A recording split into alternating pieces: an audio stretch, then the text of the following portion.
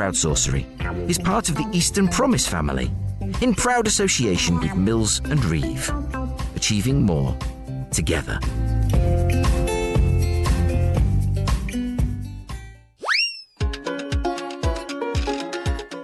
Country roads, take me home to the place I belong, the east of England. Mountains, nah, take me home, country roads. Your journey back to the east of England can vary wildly, depending on what part of this most blessed plot you reside, where you're coming from, and your mode of transportation.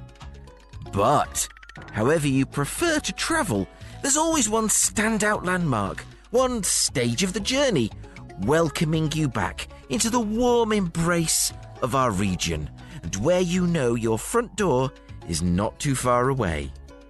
So, whether statue, sculpture, services or station, let's find out when you know you've been returned to sender, as we smoothly summon some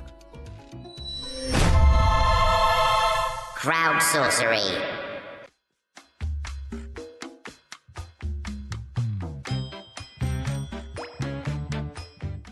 Yes, CROWDSOURCERY.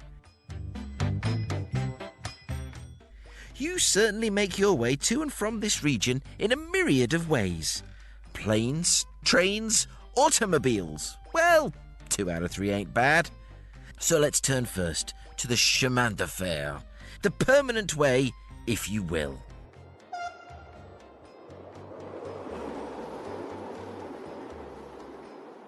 And first to build up a head of steam is the mighty Tarquin Bennett Coles.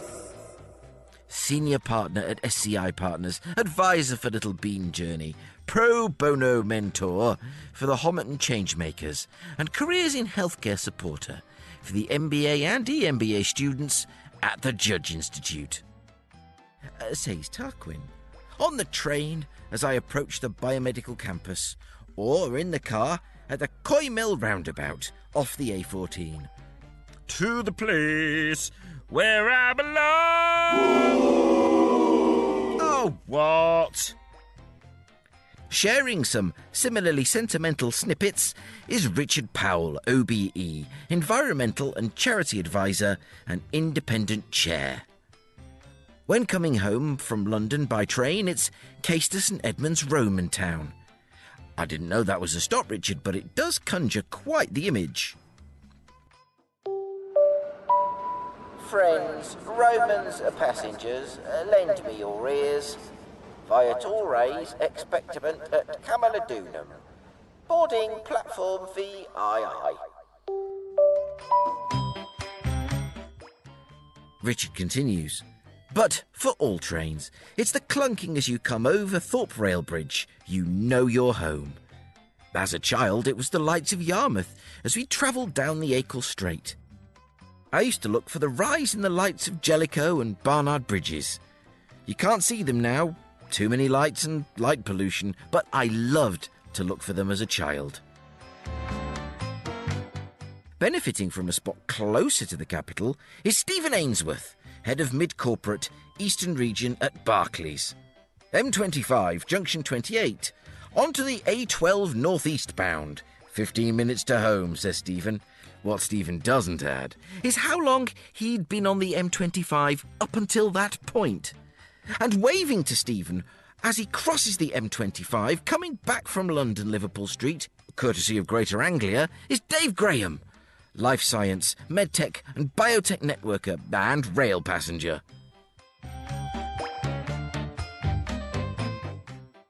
Some of you clearly are of an athletic frame of mind, as you liken your own choices to the last lap of a particularly gruelling race. Just listen to the choice of Gareth John, delivering accounting finance skills for accountancy firms and finance teams in industry. Says he.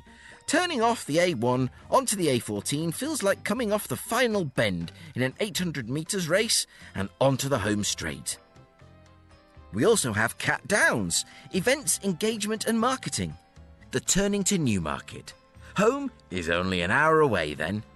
Thank you, Cat. And ooh, that sounds like the cue for a horse racing skit. What do you think? All right. No need for such a long face. What?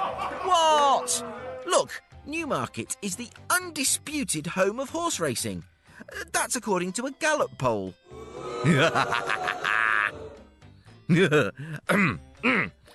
From equine misadventures, we turn to those bridges that connect the outside world to us. According to that well-travelled adventurer, Neil Griffin, Business Support Director, Orwell Bridge is the marker. Let's be honest, says Neil. Up until then, it's touch and go. You make it sound like the bridge in the Fellowship of the Rings, Neil. And to be honest, they're both pretty vertiginous. Indeed, if you look south from the Orwell Bridge, you can see the land of Mordor. Or London, as it's more commonly known. I certainly don't recommend standing upon the bridge yelling, "You shall not pass!"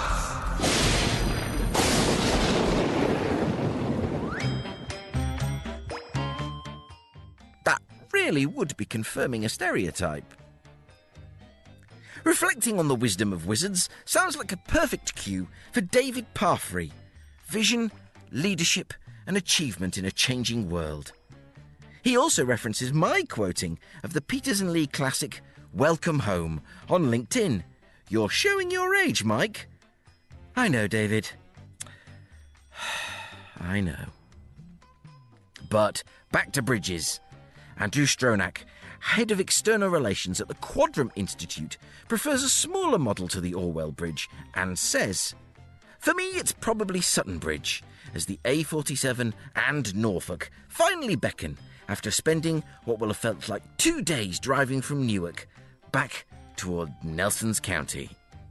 Ah, Newark. Yeah, it's a shame about the acronym. Now, that'll get you thinking, but if you can't work it out, please don't ask anyone for a hand. Our last two entries before the CROWDSOURCERY Supreme concern our top trunk road, the A1. Mark Davison, tech CEO, podcaster and science connector, says, the bit where the southbound A1 goes to 4 lanes and dead straight at Peterborough services. Oh, fantastic, after slogging down from Yorkshire or Scotland.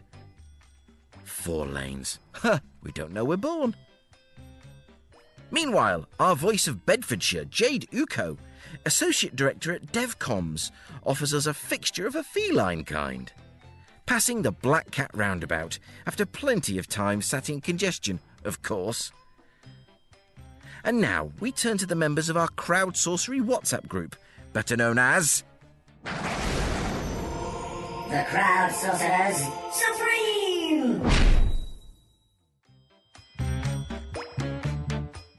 First up, the sweet contribution of Alex Howard, Managing Director of AAH Software Limited, who loves to see the steam coming from the Silver Spoon factory and turning off the A14.